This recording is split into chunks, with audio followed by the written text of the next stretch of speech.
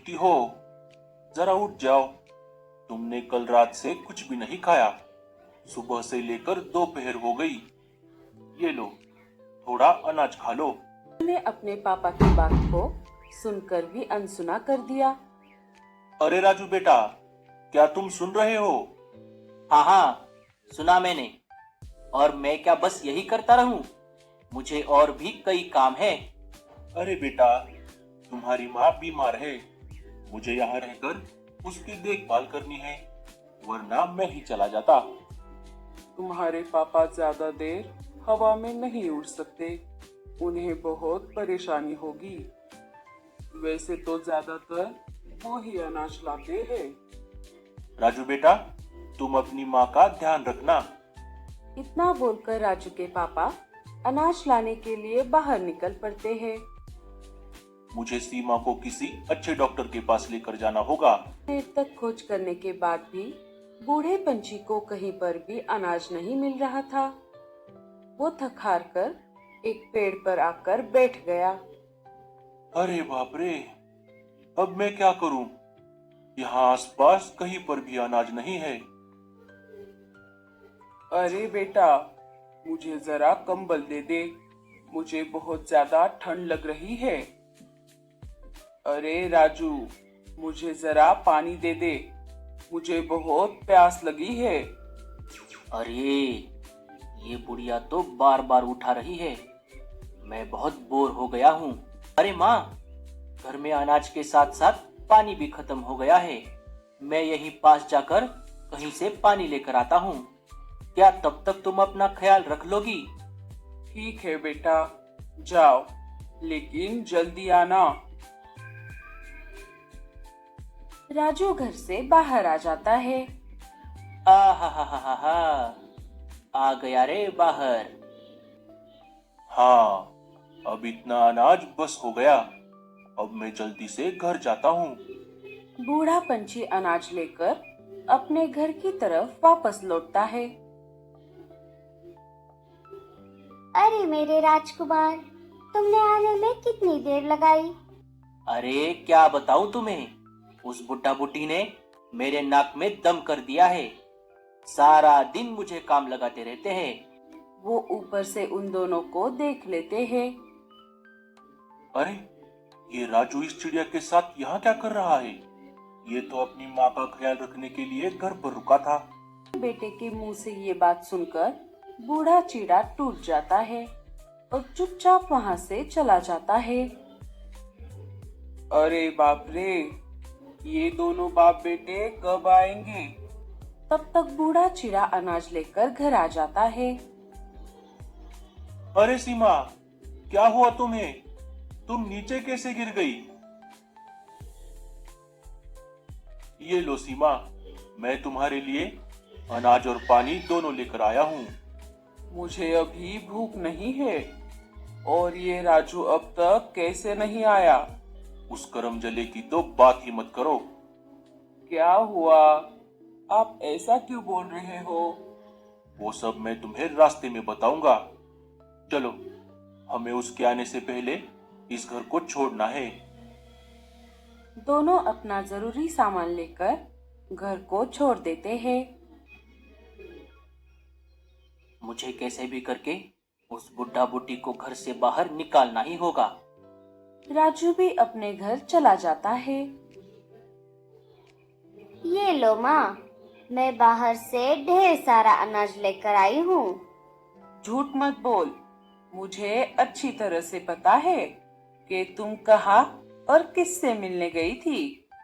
मैं तुम्हारी माँ हूँ बेटा, मुझे सब पता रहता है। क्या तुमने राजू को मेरी शर्त के बारे में बताया? जब तक वो बुढ़ा बुढ़ी घर में है, तब तक तुम्हारी शादी उससे नहीं हो सकती। एक बार वो बुढ़ा बुढ़ी घर से चले जाए, उसके बाद उस घर में हमारा ही राज होगा। हम उस राजू को इतना काम लगाएंगे कि वो भी भागने के लिए मजबूर हो जाए। जब उसने घर आकर देखा, उसे उसके माँ बाप कहीं पर भी दिखाई नहीं दिए। मम्मी, पापा, आप कहाँ हो? घर में इधर उधर देखने पर राजू को पलंग पर एक चिट्ठी दिखाई दी। उस चिट्ठी में लिखा था, बेटा, हम हमेशा हमेशा के लिए तुमसे दूर जा रहे हैं। अलमारी के पास थोड़ा अनाज और पानी रखा हुआ है। भूख लगने पर खा लेना और अपना ध्यान रखना। तुम्हारी माँ। वो खुशी के मारे नाचने लगा। अरे वाह वाह वाह वाह, ये तो बहुत अच्छा हुआ। सांप भी मर गया और लाठी भी नहीं टूटी। अब ये खुशखबरी सीधा जाकर स्वीटी को बताता हूँ। इधर बूढ़ा पंछी और उसकी पत्नी सुंदरवन जंगल में आ जाते हैं। सीमा, हमें किसी से मदद मांगनी होगी। ये जंगल हमारे लिए नया है।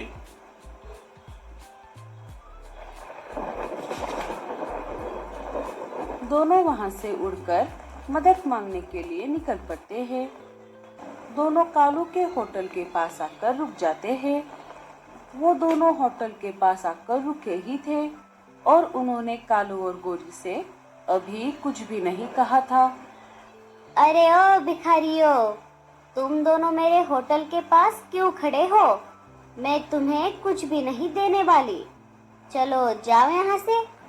पता नहीं कहाँ कहाँ से चले आते हैं। दोनों वहां से उड़कर पास वाले बल्लू के होटल के पास आकर खड़े हो जाते हैं। बहुत देर तक वो दोनों वहीं पर खड़े थे कि तभी बल्लू उन दोनों के पास आ जाता है। अरे बूढ़े बाबा, माँ जी, क्या हुआ? आप दोनों बहुत देर से यहाँ पर खड़े हो। क्या आपको कोई परेशानी है? क्या मैं आपकी कोई मदद कर सकता हूँ? कुछ नहीं बेटा, हमें कुछ नहीं चाहिए।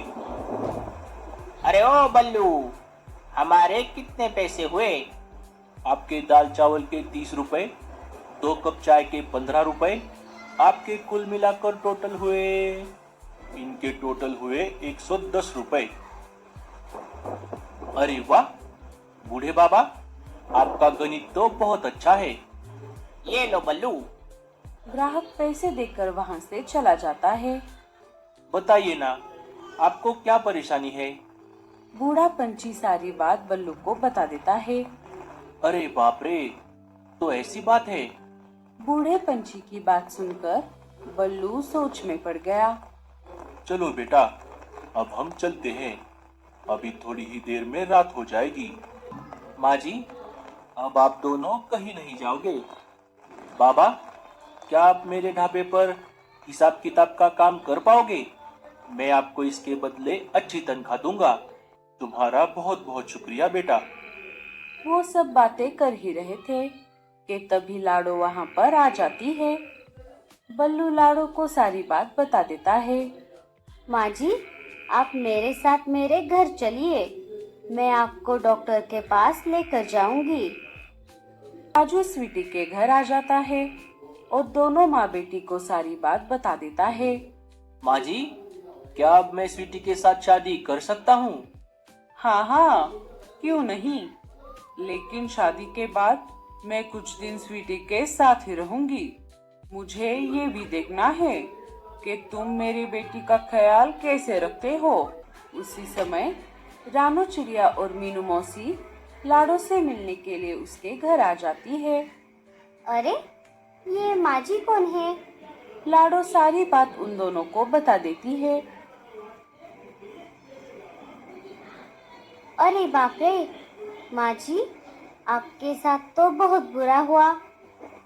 रानो, मीनू मौसी, क्या आप दोनों थोड़ी देर के लिए माँ जी के पास बैठ सकती हो?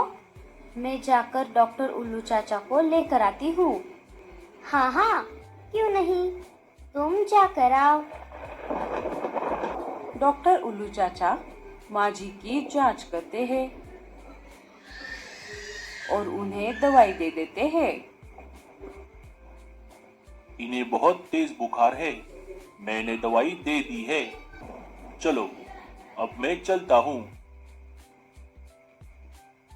स्वीटी की माँ स्वीटी की शादी राजू से करवा देती है। वो अपने घर को छोड़कर स्वीटी के साथ रहने के लिए उसके ससुराल आ जाती है। घर का सारा काम उसे ही करना पड़ता था। अनाज लाने के लिए उसे ही जाना पड़ता। इससे राजू परेशान हो गया। ये मुझसे क्या हो गया? अगर ये अनाज मैं मेरे मम्मी पापा के लिए लाता तो वो दोनों कितने खुश हो जाते। मुझे उन्हें ढूंढना होगा। राजू वो अनाज वहीं पर छोड़ देता है और अपने माँ बाप के खोज में निकल पड़ता है। वो उन दोनों के पास आ गया। मम्मी, पापा। अरे राजू बेटा, तुम यहाँ कैसे? राजू सारी बात अपने माँ बाप को बताता है। पापा, आपने मुझे उसी समय क्यों नहीं डांटा? आप घर छोड़कर क्यों चले गए? नहीं बेटा, तुम्हारे आंखों के सामने इतना काला धुआं था कि उसमें तुम्हें हम दिखते ही नहीं।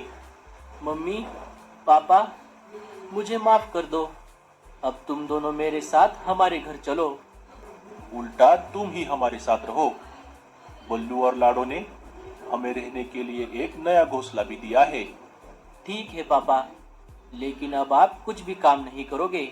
सारा काम मैं करूँगा। अरे ओ स्वीटी की बच्ची, तेरा पति कहाँ चला गया? मेरे पेट में चूहे दौड़ रहे हैं। सुबह से लेकर रात हो गई, पता नहीं कहाँ मर गया। अरे मम्मी, लगता है हमने उसे कुछ ज्यादा ही काम लगा दिया।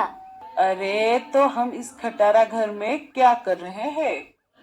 चल, हम हमारे घर वापस चलते हैं।